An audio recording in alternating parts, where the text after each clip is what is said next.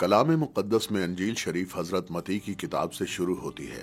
इसके बाद की 3 किताबों की तरह जो अनाजील के नाम से मशहूर हैं, ये जनाब मसीह नासरी की पैदाइश, जिंदगी, बशारत, वफात और जी उठने के बारे में बताती है।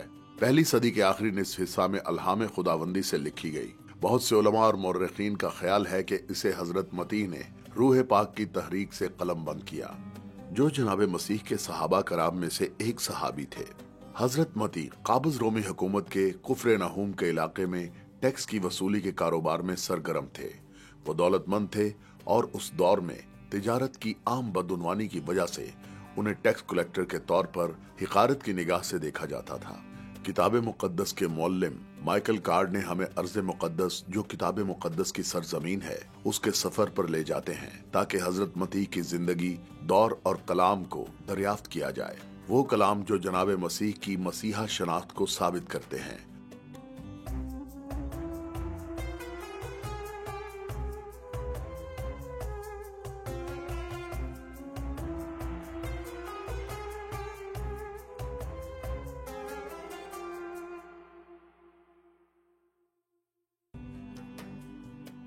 इंजील शरीफ बमुताबिक हजरत मती यसू मसीह इब्ने दाऊद इब्ने इब्राहिम का नसबनामा। गलील की सर्द सुरमई सुबह में आप सबको खुशामदीद। आप इंजील शरीफ में बारिश होने के बारे में नहीं पढ़ते, लेकिन यहाँ बारिश होती है और यहाँ बहुत सर्दी पड़ती है। प्रोग्रामों की इस सीरीज में हम लोग सुनेंगे इंजील शरीफ के बारे में और खास तौर पर हम लोग सीखेंगे हजरत मती की इंजील के बारे में। किसी भी शख्स से मोहब्बत के इजहार का एक तरीका यह है कि आप उनकी बात सुनें। जरूरी नहीं कि आप उनके लिए कुछ करें। शरीक हयात से मोहब्बत का तरीका यह भी है कि आप उनकी बात सुनें। बच्चों से मोहब्बत का भी यही तरीक़ाकार है। खुदा से मोहब्बत का बेहतरीन तरीका यह नहीं कि आप उसके लिए कुछ करें, बल्कि यह कि उसकी सुने।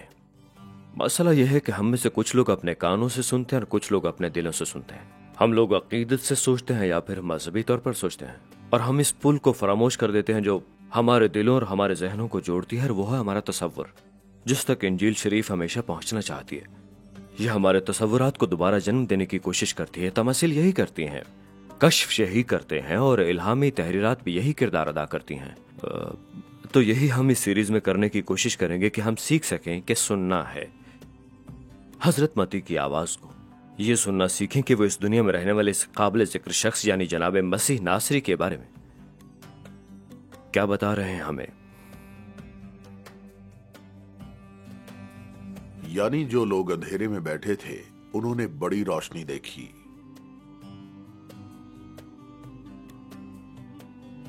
ये बहुत बड़े एजाज की बात है कि हमें यहां इसको फिल्माने की इजाजत मिली है।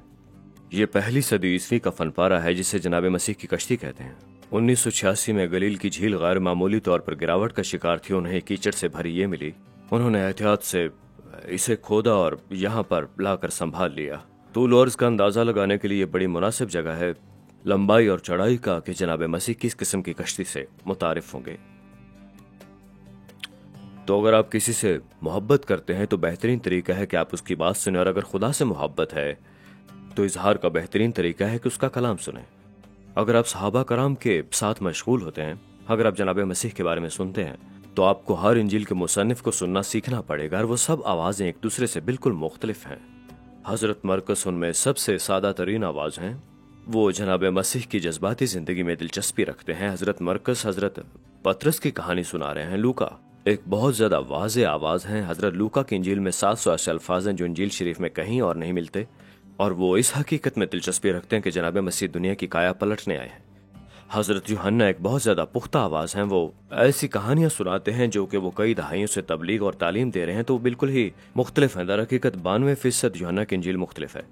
हजरत मती बिल्कुल मुख्तलिफ आवाज है, और हमें हजरत मती के लिए कुछ और सवाल दरपेश हैं। इससे पहले कि हम ये सीखें कि उनकी आवाज की इनफरादियत को कैसे सुनना सीखना है हमें।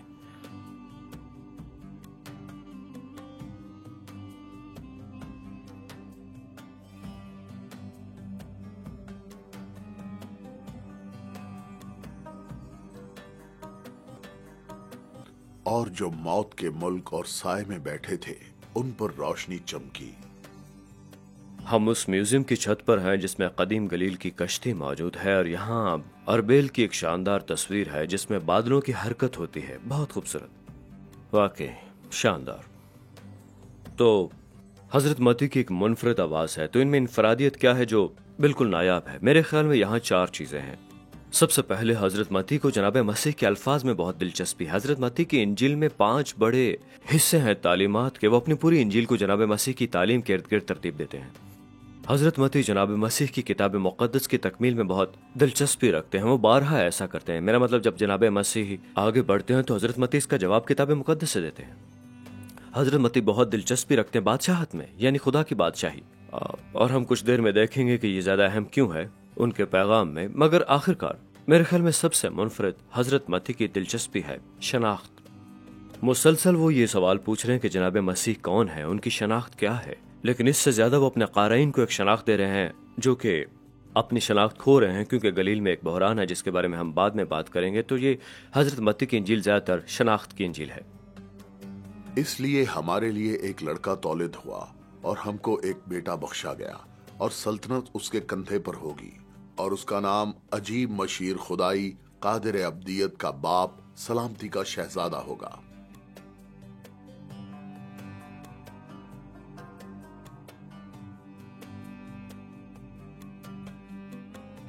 जनाब मसीह के दौर का गलील एक पुरअमन सरजमीन नहीं जो कि हम अक्सर सोचते हैं, बल्कि ये बहरानों से दरपेश है। तालमुद जो यहूदी इमामों का 20 जिल्दों पर मुश्तमिल अक़वाल का मजमुआ है, गलील के शहरियों को बयान करता है बहुत झगड़ालू, मुसीबत ज़दा और परेशान कुन।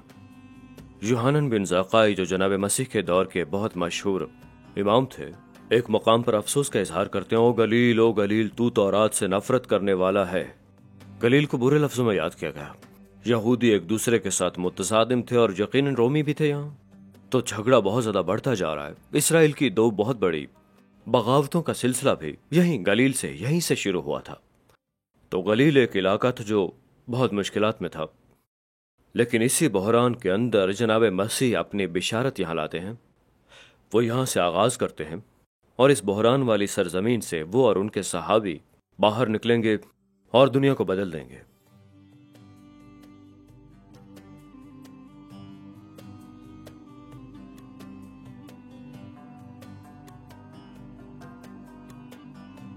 हालांकि वो हमारी खताओं के सबब से घायल किया गया, हमारी बदकिरदारी के बायस कुचला गया, हमारी ही सलामती के लिए उस पर सियासत हुई।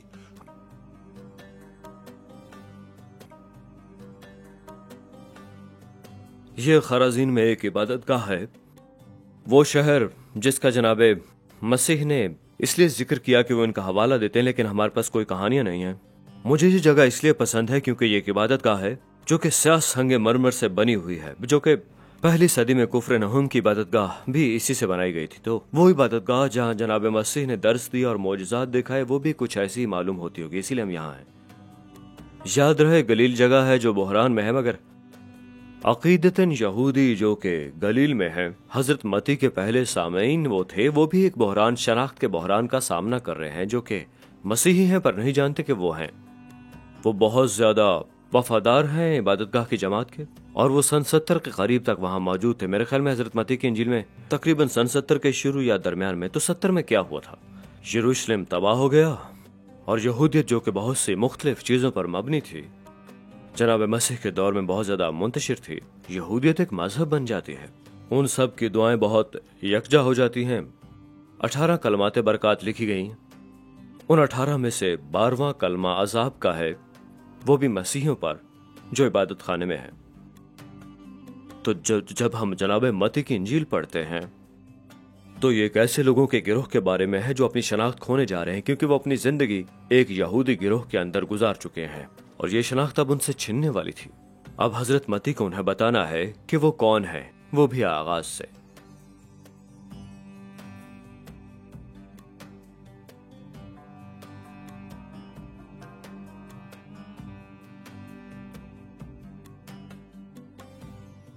बस सब पुश्तें इब्राहिम से दाऊद तक 14 पुश्तें हुई और दाऊद से लेकर गिरफ्तार होकर बाबुल जाने तक 14 पुश्तें और गिरफ्तार होकर बाबुल जाने से लेकर मसीह तक 14 पुश्तें हुई।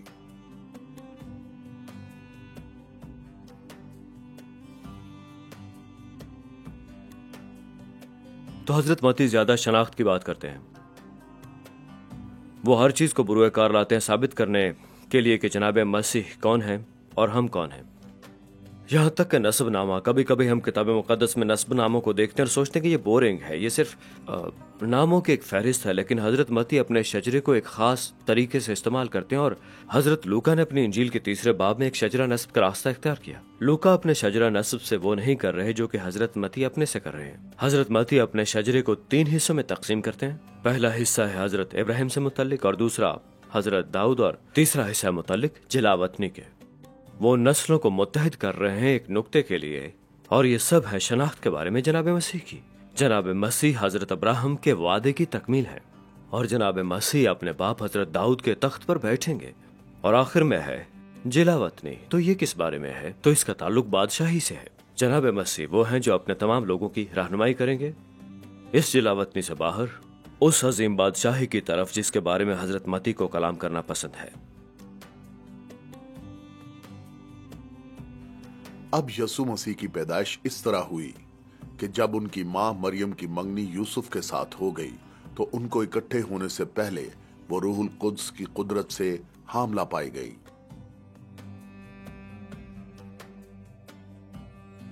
हजरत मती और हजरत लूका दोनों हमें जनाब मसीह की पैदाइश के बारे में बताते हैं। पहले हजरत मती और बाद में हजरत लूका।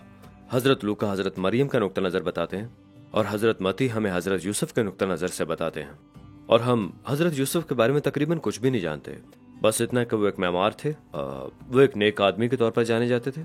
लेकिन मुझे हजरत यूसुफ के बारे में जो भी जानना है वो मुझे किताब मुक़द्दस हजरत मती की इंजील में वाज़ेह तौर पर बताती है। क्योंकि हजरत मती बताते हैं कि इससे पहले कि फरिश्ता हजरत यूसुफ को बताता है कि हजरत मरियम कैसे हामला हुई, इससे पहले जब उन्हें पता चला तो वो पहले ही ये फैसला कर चुके थे कि वो हजरत मरियम की अवाम में तजलील नहीं करेंगे, और ये कि वो खुद हजरत मरियम का जुर्म अपने सर लेने जा रहे थे।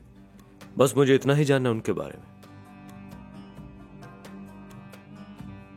बस यूसुफ ने नींद से जागकर वैसा ही किया जैसा खुदावंद के फरिश्ते ने उसे हुक्म दिया था, और उसको ना जाना जब तक उसका बेटा ना हुआ, और उसका नाम यसू रखा। हजरत मती का 2 बाब जनाब मसीह की विलादत के बाद का मंजर पेश करता है। पहली बार हम हेरोदिस अजीम को देखते हैं। उनका इंजील शरीफ की कहानी में एक बहुत ही ज्यादा अहम किरदार है। वो तकरीबन 30 सालों से हुक्मरान हैं, लेकिन ये उनकी हुक्मरानी का आखिरी साल है। वो बीमार हैं, वो मौत के करीब हैं, जहनी तौर पर तंदुरुस्त नहीं। अपने दौरे हुकूमत में उन्हें एक खौफ लाहक था कि उन्हें किसी दूसरे बादशाह से तब्दील ना कर दिया जाए कभी भी। वो पहले अपने बेटों को मार चुका है, और उसने अपनी बीवी को भी मार डाला जिससे उसे मोहब्बत भी थी। उसने अपनी माँ को कत्ल कर दिया, ये सब इसलिए कि तख्त उसका कायम रहे। उसने 3 बड़े अजीम किले बनाए, जिनमें से एक मसादा, हेरोडियम और मकैरिस। ये सब के सब मशरकी सरहद पर हैं कि कहीं कोई दूसरा बादशाह हमलावर होने के लिए ना आए। तो जरा तसव्वुर करें कि हेरोदिस के साथ क्या होता है। मशरिक से मजूसियों का एक बहुत बड़ा गिरोह आता है उसी दिफाशुदा सरहद से ही, और वो एक नए बादशाह का ऐलान करने आए हैं। ये उसके लिए बहुत ही डरावना ख्वाब था। तो वो आखिरी बार बैतलहम के मासूम बच्चों को ज़िबा करने वाला है, आखिरी कोशिश के तौर पर, ताकि यहूदियों के इस नए बादशाह का सफाया किया जा सके। ये थी दुनिया जहां जनाब मसीह ने आंख खोली। तो जब मजूसी जनाब मसीह को ढूंढते हैं तो वो बहुत ही कम से छोटे बच्चे हैं, और वो पहले से घर में रह रहे हैं अपनी तमाम अजीम हिकमत के साथ, कदीम दुनिया की तमाम हिकमत के साथ। फिर भी उनके दिलों में कुछ कमी थी, उनके जहनों में और दिलों में। जब वो जनाब मसीह को ढूंढते हैं तो हजरत मती बताते हैं कि वो गिर गए और जनाब मसीह की इबादत की। एक और वाक़या भी बहुत अहम है। मजूसी जनाब मसीह के साथ अपने तहाइफ छोड़ गए, सोना, लुबान और मुर। अब इन तहाइफ का एक बहुत ही अहम मकसद था। ये फराहम करने वाले थे एक मुआशी बुनियाद जनाब मसीह हजरत मरियम और यूसुफ के लिए, जब वो जान बचाने के लिए हिजरत मिस्र करते हैं। जब वो इस पागल और मरते हुए बादशाह से जान बचाने के लिए फरार होने वाले थे मिस्र की जानिब, यानी हेरोदिस से।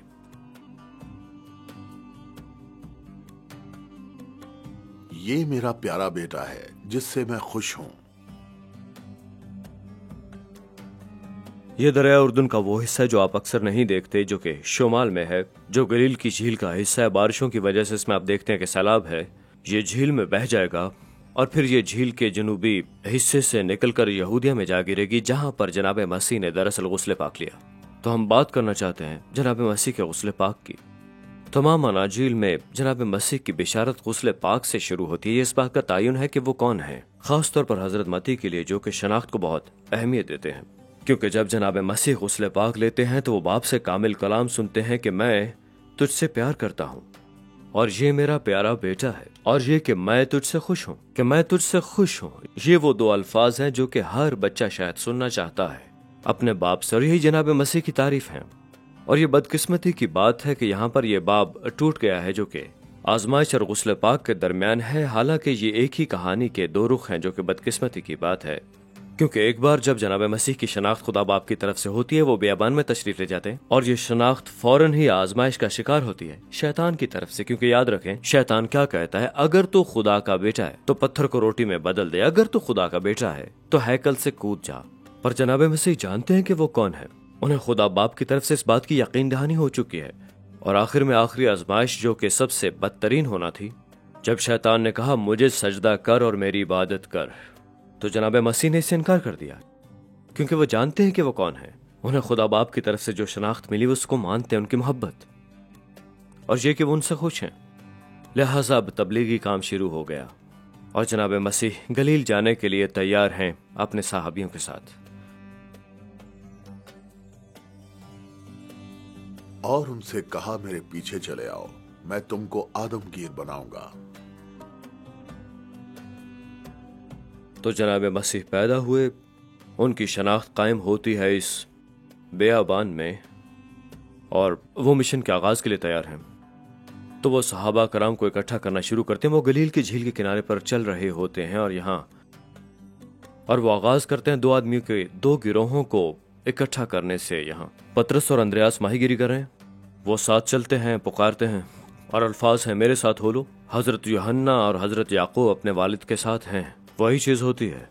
ہمیں یہ سمجھنا کہ جب جناب مسیح کہتے ہیں میرے ساتھ ہو لو، تو یہ دعوت نہیں جسے ہم دوسری دعوتوں کے ساتھ مکس کر سکتے ہیں، بلکہ یہ ایک حکم ہے، آپ اسے مانیں یا نہ مانیں۔ میرے خیال میں اس کی وضاحت کرتا ہے کہ کیوں صحابہ کرام فوری طور پر ساتھ ہو لی، کیونکہ یہ ان کی پیروی کرنے کا حکم تھا۔ تو حضرت پطرس اور حضرت اندریاس نے اپنا جال چھوڑ دیا، حضرت یعقوب اور حضرت یوحنا نے اپنے باپ کو چھوڑا، اور وہ دنیا کو بدلنا شروع کر دیتے ہیں۔ وہ پہاڑوں کی طرف عبادت گاہوں میں چلے جاتے ہیں، اور آخر کار ایک کھلے ملک گلیل میں جا پہنچتے ہیں، جہاں وہ خوشخبری سنانا شروع کر دیتے ہیں بادشاہی کی۔ اور گلیل اور دکوپولس اور یروشلم اور یہودیہ اور یردن کے پاس سے ایک بڑی بھیڑ اس کے پیچھے ہو لی۔ یاد رکھیں، اگر ہم اپنے تصورات کے ساتھ حضرت متی کی انجیل میں مشغول ہوں گے تو ہمیں اس کے پہلے سننے والوں کے بارے میں سوچنا ہوگا کہ ان کی دنیا کیسی تھی، حضرت متی ان کے ساتھ کس طرح سے مشغول ہوں گے۔ اور ایک بہت ہی اہم تفصیل ہے، یہ 70 عیسوی میں خانہ خدا کی تباہی کے تقریباً فوراً بعد رونما ہوئے 70 عیسوی میں، اور یہ تب جب کہ یہودیت کی اصلاح ہو رہی تھی۔ تو یہودی امام 18 کلمات پیش کرتے ہیں، جنہیں ہم 18 برکتیں کہتے ہیں، اور یہ دن میں 3 بار عبادت خانے میں پڑھے جاتے ہیں، یعنی ان کی تلاوت ہوتی ہے مستقل طور پر۔ اب 12واں کلمہ ہے جو کہ برکت میں نہیں ہے، بلکہ یہ دراصل ایک عذاب ہے۔ یہ سب پر عذاب ہے، یہ بدعتیوں کے لیے ایک اصطلاح ہے، اور کچھ مجموعوں میں یہ ناظریوں کے لیے ہے جو کہ جناب مسیح کے پیروکار ہیں۔ تو اپنے آپ کو حضرت متی کے سننے والوں کی جگہ پر رکھ کر دیکھیں۔ وہ لوگ ایک ایسی دنیا میں رہ رہے ہیں جو یہودی ماننے والوں پر مشتمل ہے، جو ابھی تک نہیں جانتے کہ وہ لوگ مسیحی ہیں۔ وہ یہودی عبادت گاہ میں وفادار یہودی ہیں جنہوں نے مسیحا کو پایا، اور اچانک ان کی خدمت کا ایک حصہ ایسا ہے جس میں ایک عذاب ہے ان پر، اور وہ عبادت گاہ سے نکالے جائیں گے۔ یہ تھی حضرت متی کی صورتحال۔ تو ٹھیک ہے، باب نمبر 5 میں جناب مسیح کی تبلیغ اچھی طرح سے چل رہی ہے، انہوں نے صحابہ کرام کو چن لیا ہے، تبلیغ بڑھتی جا رہی ہے۔ حضرت متی ہمیں بتاتے ہیں کہ یہ شام تک پھیل چکی ہے، یہ دکوپولس تک پھیل چکی ہے، اور یہ بہت زیادہ کامیاب ہے۔ اور اس لیے جناب مسیح ایک پہاڑی پر تشریف لاتے ہیں، اور یہاں غالباً گلیل کے شمالی علاقے میں ہی وہ جگہ کہیں ہوگی، وہ اپنی برکتیں بانٹنے جا رہے ہیں۔ ہم انہیں کلمات برکات کہتے ہیں، وہ ان میں سے 9 بانٹنے جا رہے ہیں یہاں۔ یہ تمام ان کے پیروکاروں کی شناخت کے بارے میں ہے، اور یہ قدیم کفر و لحاد کے خلاف ایک نئی حقیقت کے بارے میں بات کرتی ہیں۔ جناب مسیح فرماتے ہیں، مبارک ہیں وہ جو کہ دل کے غریب ہیں۔ اس کے ذریعے سے وہ حضرت متی کی برادری کی ہی تعریف کر رہے ہیں۔ مبارک ہیں وہ جو کہ حلیم ہیں کیونکہ وہ زمین کے وارث ہوں گے۔ مبارک ہیں وہ جو راست بازی کے بھوکے اور پیاسے ہیں کیونکہ وہ اسودہ ہوں گے۔ مبارک ہیں وہ جو رحم دل ہیں، مبارک وہ ہیں جو پاک دل ہیں۔ یہ شناخت کے بارے میں خطبہ ہے، یہ ایک خطبہ ہے یکسائیت کے بارے میں کہ زمین کی کایا پلٹ چکی ہے اور ایک نئی حقیقت ہے جو کہ ان کو جو کہ غریب ہیں اور بھوکے اور ماتم کرنے والے ہیں بابرکت پاتی ہے۔ یہ سب کچھ ہے نئی بادشاہت کے بارے میں جس کے بارے میں حضرت متی بہت پرجوش ہیں۔ تم زمین کے نمک ہو، تم دنیا کے نور ہو۔ تاریخ میں میرے پسندیدہ مصنفین میں سے ایک دلچسپ کردار ہے جس کا نام پلینی دی ایلڈر ہے۔ وہ تقریباً اسی دور میں تھا جب جناب مسیح کا دور تھا۔ اس کی موت اس وقت ہوئی جب 79 عیسوی میں جنگ پھوٹ پڑی تھی۔ اس نے ایک بہت بڑا اداریہ لکھا جسے نیچرل ہسٹری کہتے ہیں، اور اس کام میں اس نے کہا کوئی چیز زیادہ کارآمد نہیں ہے نمک اور دھوپ سے۔ صرف حضرت متی کی انجیل میں جناب مسیح ہم سے کہتے ہیں کہ ہم زمین کا نمک ہیں، کہ ہم دنیا کا نور ہیں۔ ہم یوحنا کی انجیل کے باب 8 سے جانتے ہیں کہ جناب مسیح خود دنیا کا نور ہے، لیکن اس میں کوئی تضاد نہیں ہے۔ دیکھیے کہ اس کا مطلب کیا ہے۔ ہماری شناخت جڑی ہوئی ہے جناب مسیح کی شناخت کے ساتھ۔ میں جب بھی انجیل شریف سے پوچھتا ہوں کہ میں کون ہوں تو یہ ہمیشہ مجھے بتاتی ہے وہ جو جناب مسیح ہیں۔ اپنے راست بازی کے کام آدمیوں کے سامنے دکھانے کے لیے نہ کرو۔ تو باب 6 میں جناب مسیح یہودی تقوی کے 3 ستونوں کے بارے میں ہمیں تعلیم دیتے ہیں۔ غریبوں کی مدد کرنا، دعا کرنا، روزہ رکھنا۔ بدقسمتی سے ہمارے دور میں اسے ایک آپشن سمجھا جاتا ہے، لیکن یہودیوں میں یہ ان کے لیے کوئی آپشن نہیں تھا۔ اگر آپ کو ان پر عمل کرنا ہے تو ان تینوں پر عمل کرنا ہوگا۔ مسئلہ یہ ہے کہ فریسیوں نے یہ کام کھلم کھلا کرنا شروع کر دیا تھا۔ جب وہ دعا کرتے تو سڑک کے کنارے کرتے تاکہ لوگ انہیں دیکھتے، جب وہ مدد کرتے تو کھلم کھلا اعلان کرتے، اور جب وہ لوگ روزہ رکھتے تو وہ اپنے چہروں کو بگاڑ لیا کرتے تھے۔ لیکن بادشاہی میں نئی حقیقت میں یہ سب کچھ خفیہ طور پر کرنا تھا۔ جناب مسیح کا کہنا تھا جب تم دعا کرو تو تم ایک کمرے میں چلے اور دروازہ بند کرو، اور جب تم مدد کرو غریبوں کی تو بائیں ہاتھ کو پتہ نہ چلے کہ دائیں ہاتھ کیا کر رہا ہے۔ یہ تمام کام کرنے تھے رازداری سے، اور یہ ہماری زندگی ہے کیونکہ ہم اس خدا کے تابع ہیں جو کہ خفیہ کو دیکھتا ہے پر جو ہمیں برکت دیتا ہے کھلے عام۔ ہوا کے پرندوں کو دیکھو کہ نہ ہوتے ہیں نہ کاٹتے ہیں نہ کوٹھیوں میں جمع کرتے ہیں، تو بھی تمہارا آسمانی باپ ان کو کھلاتا ہے، کیا تم اس سے زیادہ قدر نہیں رکھتے؟ میں نے ہمیشہ جناب مسیح کی تعلیمات کی سادگی کو سراہا ہے۔ وہ کہیں گے اس کے بارے میں فکر کرو، اس کے بارے میں فکر نہ کرو، اس سے ڈرو اور اس سے بالکل بھی مت ڈرو۔ باب 6 میں وہ 2 چیزیں اور بتاتے ہیں جن کے بارے میں اپنے پیروکاروں کو کہتے ہیں کہ ان کی فکر مت کرو، ایک خوراک اور دوسرا لباس۔ ایک بالکل دیہاتی آدمی کی طرح وہ ایسے پرندوں کی طرف اشارہ کرتے ہیں جو کہ خوراک کے لیے فکر مند نہیں، اور پھولوں کے لباسوں کے بارے میں خدا ان چیزوں کا دھیان رکھتا ہے، ہمیں اس کی فکر کی ضرورت نہیں۔ آپ کو فکر کرنی بادشاہی کی، اپنی توجہ دیں بادشاہی پر، نہ کہ خوراک پر، نہ کپڑوں پر، نہ مستقبل پر۔ کیونکہ جس طرح تم عیب جوئی کرتے ہو اسی طرح تمہاری بھی عیب جوئی کی جائے گی۔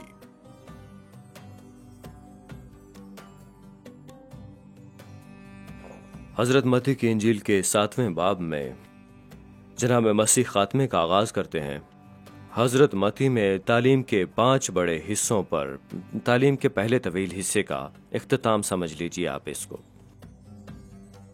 ان کا صحابہ کرام کے لیے پہلا نتیجہ یہ تھا کسی کی عدالت مت کریں۔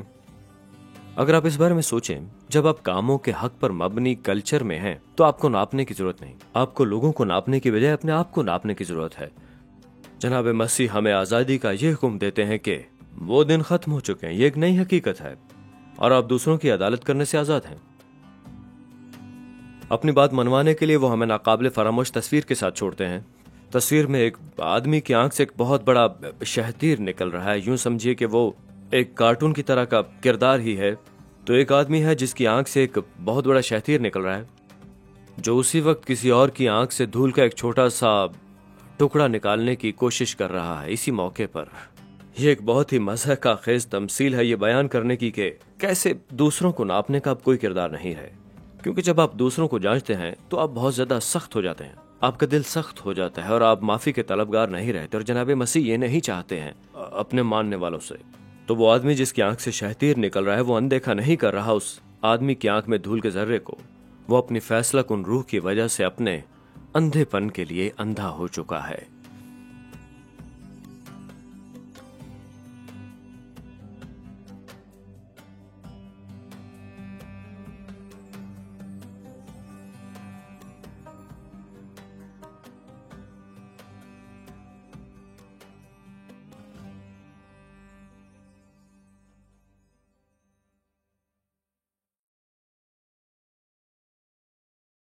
عزیز ناظرین، اس ویڈیو کو دیکھنے کے بعد اگر آپ انجیل شریف کا مفت نسخہ حاصل کرنا چاہتے ہیں تو ہمیں اپنا مکمل پتہ بما موبائل فون کے ارسال کر دیں۔